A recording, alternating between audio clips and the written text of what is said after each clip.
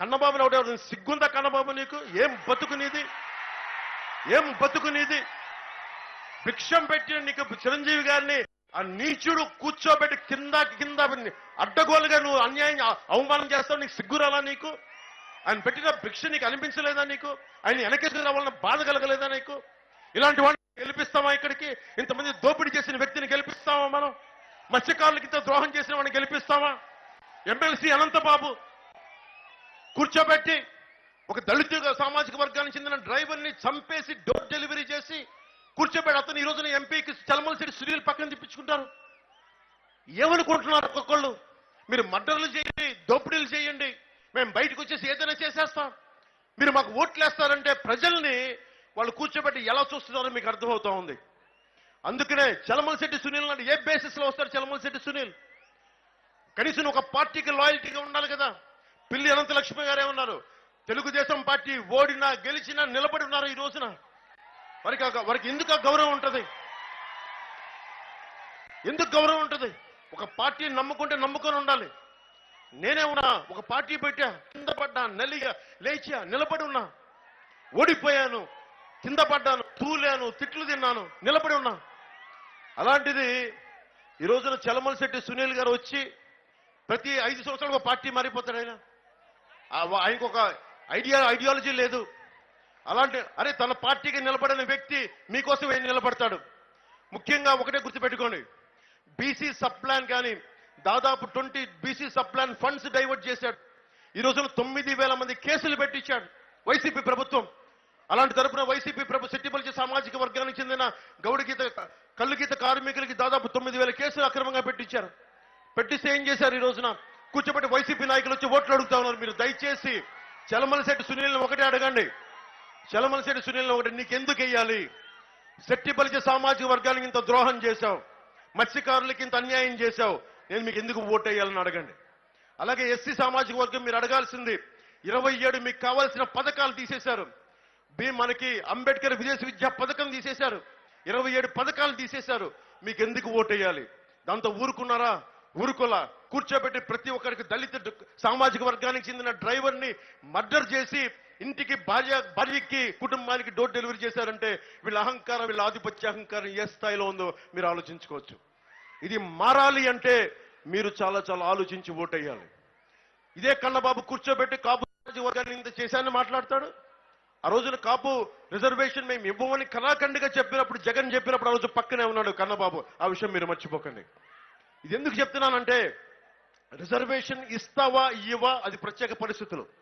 కనీసం కాపు సామాజిక వర్గానికి ఈబీసీ రిజర్వేషన్ కూడా తీసేశారు వైఎస్ జగన్. అలాంటి వ్యక్తులు బీసీలకు అన్యాయం చేశారు, ఎస్సీలకు అన్యాయం చేశారు, ఎస్టీలకు అన్యాయం చేశారు, కాపులకు అన్యాయం చేశారు. ఎవరు ఎదురొచ్చినా ఏ కులమైన లేదు. పాపం కిరణ్ చౌదరిని అకారణంగా అన్యాయంగా వేధించి చంపేశారు. ఇలాంటి వాళ్ళకి ఎమ్మెల్యే కానీ ఎంపీ కానీ ఓట్లు అడిగే హక్కు వీళ్ళకి లేదు. నిజంగా మేము ఓట్లు అడిగే హక్కు వాళ్ళకు ఉందా? అలాగే ద్వారంపూడి చంద్రశేఖర్ ఉన్నాడు. ఎంత పొగరు కాకపోతే అతను అకారణంగా తెలుగుదేశం ఆది నాయకుడిని, ఇంతమంది అనంతలక్ష్మి గారు ఉన్నారు, తెలుగుదేశం నాయకులు పెద్దలు ఉన్నారు, ఇంతమంది నాయకులు అండగా నిలబడి అలాంటి తెలుగుదేశం పార్టీ నాయకుడిని నన్ను కలిపి అహంకారం ఎక్కువై పొగరు ఎక్కువై కూర్చోబెట్టి ఎట్లా పడితే అలా తిట్టాడు. ద్వారంపూడి చంద్రశేఖర్ రెడ్డి చెప్తా ఉన్నాం, నేను మర్చిపోలేదు ద్వారంపూడి చంద్రశేఖర్ రెడ్డి గారు మీరు అన్న మాట మేము మర్చిపోలా. పక్కన కూర్చున్న కన్నబాబు మీరు చేసిన విషయం కూడా మేము మర్చిపోలా. మిమ్మల్ని గద్దె దించే సమయం వచ్చింది మీకు. ఈరోజు మీరు చెప్పండి, మీకు ఒక లెక్క చెప్తా. ఈ లెక్కని మీరు కూర్చొని భోజనం చేస్తా మాట్లాడుకోండి, మీ ఫ్రెండ్స్తో టీలు తాగుతా మాట్లాడుకోండి. ఇసుక మనందరి సొత్తా లేదా వైఎస్ జగన్ సొత్తా? కన్నబాబు సొత్తా ఇసుక? చలమలశెట్టి సొత్తా?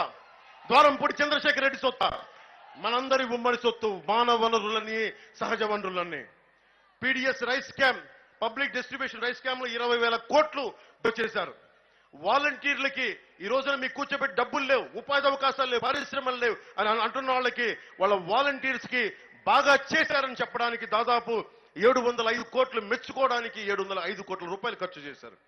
వైసీపీ కలర్లు బిల్డింగ్లు వేశారని చెప్పి 1300 కోట్లు కరెక్ట్ చేశారు.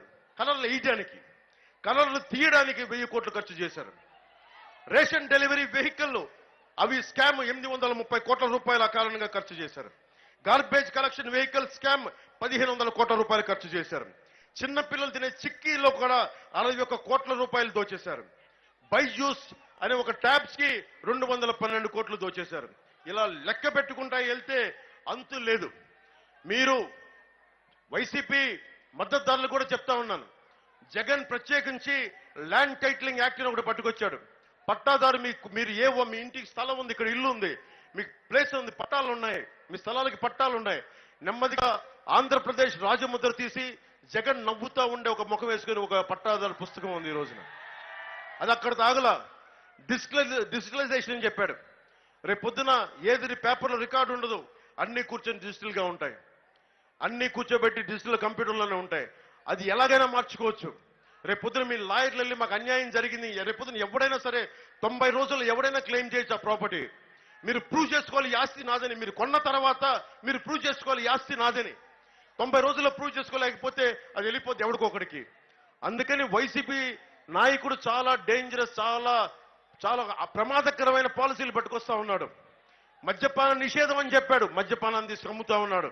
అలాగే ఈ రోజున కూర్చోబెట్టి మీకు అండగా ఉంటాను, స్థలాలు ఏమి కానివ్వనని చెప్పాడు. రేపు పొద్దున కూర్చోబెట్టి డిజిటల్ యాక్ట్ పట్టుకొస్తా ఉన్నాడు, ల్యాండ్ టిల్టింగ్ యాక్ట్ పట్టుకొస్తా ఉన్నాడు. సొంత ఇల్లు మొత్తం తాకట్టు పెట్టేస్తాడు. వీళ్ళకి తాకట్టు పెట్టడం చాలా అలవాటు. మన ఆస్తులు తాకట్టు పెట్టి మన రోడ్ల మీదకి లాగేస్తారు. అలాగే కౌలు రైతాంగానికి గుర్తింపు కార్డులు లేవని చెప్పి మనకి కాకినాడ రూరల్ మొత్తం తూర్పుగోదావరి జిల్లాలో మొత్తం ఉంది. కౌలు రైతులకి దాదాపు నేను ఇన్ని వేల మంది రైతులకి నేను కోట్ల రూపాయలు ఇచ్చిన వాడిని పార్టీ తరఫు నుంచి. నేను కౌలు రైతులకి చెప్తా ఉన్నాను, మీ గుర్తింపు కార్డులు వచ్చే ఎట్లా రావాలి అనేది ఆ బాధ్యత కూటమి ప్రభుత్వం తీసుకుంటుంది. అది రేపు పొద్దున మేము పిఠాపురంలో భారీ మెజారిటీతో గెలిచి మాట్లాడేది మీ గురించే మాట్లాడతాం. అలాగే రైతాంగం గురించి సాగునీరు సమస్యలు మనకి ఏదైతే పూడికలు ఉన్నాయో పూడికలు తీసే, కానీ ఏదైతే మనకి చిన్న చిన్న ప్రాజెక్టులు ఏమన్నా ఇవన్నీ తొందరగా పూర్తి చేసే బాధ్యత మేము తీసుకుంటాం. అలాగే బీసీ వర్గాలకి వీళ్ళందరికీ సంబంధించి ఏవైతే అవసరాలు ఉన్నాయో అవి మేము సంపూర్ణంగా నేను బాధ్యత తీసుకొని మేమందరం ఉమ్మడిగా అందరూ కృషి చేస్తాం. ముఖ్యంగా 974 కిలోమీటర్లు మనకి తీర ప్రాంతం అంతా. గుజరాత్ తర్వాత మనకే ఎక్కువ తీర ప్రాంతం ఉంది. ఎక్కువ మంది మనకి మత్స్యకారు సామాజిక వర్గం ఉంది. దాదాపు 2,523 మత్స్యకారు సంఘాలు ఉన్నాయి. 3,10,000 మత్స్యకారులు ఉన్నారు. వీళ్ళందరికీ కూడా కేంద్రం చాలా బలమైన, ఇందాక మన ఎంపీ అభ్యర్థి తంగెల ఉదయ్ శ్రీనివాస్ గారు చెప్పినట్టుగా బ్లూ ఎకానమీని స్టార్ట్ చేశారు. మత్స్య సంపద, దాని సంపద అంతా మత్స్యకారులకు చాలా బలంగా చెందాలి.